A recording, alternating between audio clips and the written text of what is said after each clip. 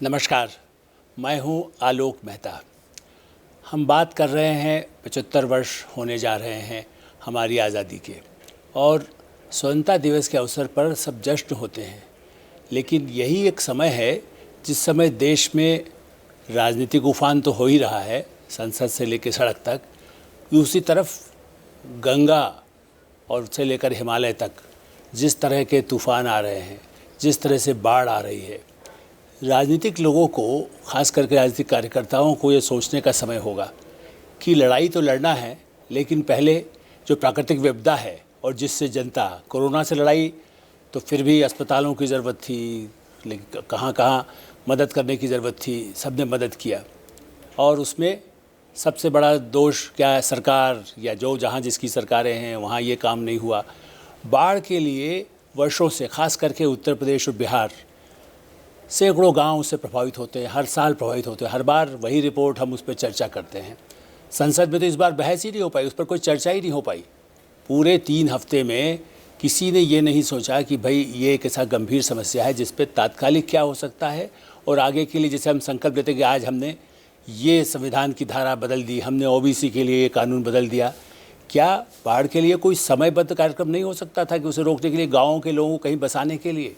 और ये सही है कि बाढ़ की समस्या कई देशों में आई है। इस बार तो प्राकृतिक विपदा, हमारा जो हम जिसको कहते हैं ग्लोबल वार्मिंग, पूरी दुनिया में जो अत्याचार हमने प्रकृति के साथ किए, अमेरिका और जर्मनी जैसे देश में, जर्मनी में मैं रहा भी हूँ और कभी राइन के किनारे रहा हूँ, बल्कि कोलोन जैसे शहर में, और मुझे नहीं लगा कभी वहाँ बाढ़ जैसा दृश्य दिखाई देता हो।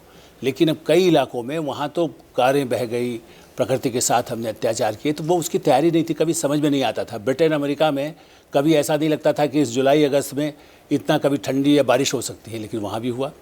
लेकिन भारत में, जहाँ मालूम है कि प्रकृति कितना, हमने जो उसके अत्याचार किया, हमने जो पहाड़ को तोड़ा, हमने जो नदियों के साथ अत्याचार किया, प्रदूषण किया, आज उसका नतीजा है। और हमारे पड़ोसी देश नेपाल के साथ कई ऐसी योजनाएँ बनी, लेकिन हमने उसकी तरफ ध्यान नहीं दिया। इसलिए इस समय जब सब कह रहे हैं हम सड़क की लड़ाई लड़ना चाहते हैं, मुझे लगता है कि केवल एक सरकार की जिम्मेदारी नहीं होती। आप महात्मा गांधी को भी यदि पढ़ेंगे, नेहरू को पढ़ेंगे, आज नरेंद्र मोदी को पढ़ेंगे, उनकी बात सुनेंगे, तो सब यही कहेंगे कि पूरे समाज को इसमें भागीदारी करनी होती है। और मैं मानता हूँ कि कई स्वयंसेवक संगठन बहुत अच्छा काम भी करते हैं, लेकिन राजनीति जब ज़्यादा होती है तो केवल दोषारोपण होते हैं, अफसरों के भ्रष्टाचार होते हैं, अनाज नहीं पहुँचता है, भुखमरी और बढ़ जाती है।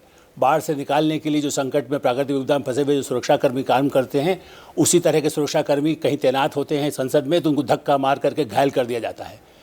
हमारे लोकतंत्र में हमारे साथ जो अधिकार मिला है, जिस आज़ादी के लिए हम झंडा उठाते हैं, हमारे कर्तव्य की तरफ कोई याद नहीं करता कि बाढ़ में हमारी क्या जिम्मेदारी है, अकाल में हमारी क्या जिम्मेदारी है, भुखमरी को रोकने के लिए हमारी क्या जिम्मेदारी है। सरकार हमने आपने चुनी है, क्या हमारी जिम्मेदारी नहीं है? कर्तव्य के साथ उत्तरदायित्व तो कब हम समझेंगे?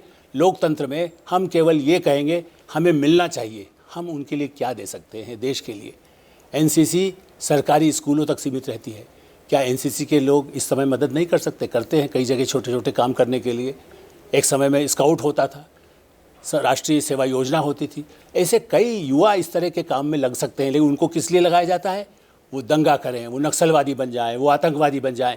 ऐसे तत्व, राजनीतिक लोग उनको सहायता देते हैं, और चीन और पाकिस्तान भी उनकी मदद करते हैं, CIA उनकी मदद करता है, KGB उनकी मदद करता है। देश के बाहर के लोग जब ऐसे तत्वों को, जो कहीं कहीं यदि बेरोजगार हैं, यदि हम संकट में हैं, हमारे यहाँ भुखमरी है, उसका फ़ायदा उठाते हैं। इसलिए एक बार फिर, जब आप 2 दिन बाद, हम इस पर चर्चा तो करते रहेंगे, लेकिन जब झंडा उठाएं, आज जब बाज़ार में जा कर के कोई गरीब आदमी जब झंडा कर रहा है, तब उन झोंपड़ियों में भी झंडा लगाने के लिए कोई संकल्प लें कि पूरी समाज, पूरा देश किस तरह से अपने उन्हीं भाइयों के लिए, बहनों के लिए, माताओं के लिए क्या कर सकता है। हमें अपने अधिकारों के साथ कर्तव्य का, उत्तरदायित्व का भी बोध हो।